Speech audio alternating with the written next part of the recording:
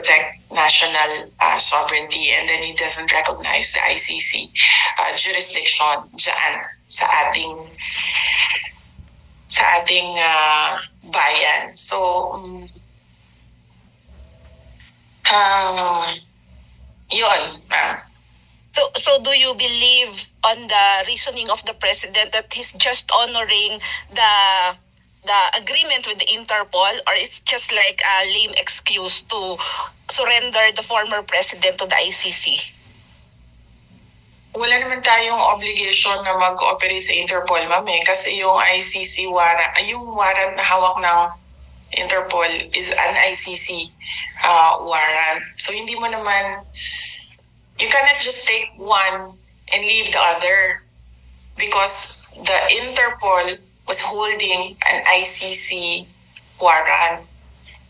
So naturally, cooperating with the Interpol is cooperating with the ICC. I think klaro naman na talaga yon, no, sa atin lahat, na yung pamahalaan talaga natin ang naghatid na sa ating Pangulo doon sa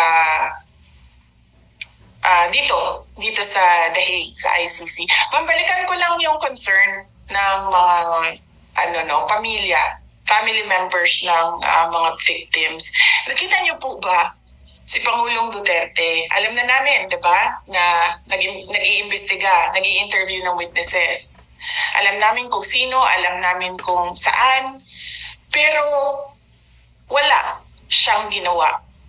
Talaga, pinabayaan niya, because he was of the belief that as a Filipino citizen, the government will not cooperate once there is a formal investigation that will happen inside the Philippines, or once there is a warrant of arrest. So wala talaga siyang ginawa sa mga witnesses, sa mga family members. Pangalawa, nakita niyo, kailangan siya itulak ng mga pulis para gumalaw. At kailangan siya itulak akyat ng eroplano. So, wala na siya physically magagawa sa mga family members at sa mga witnesses.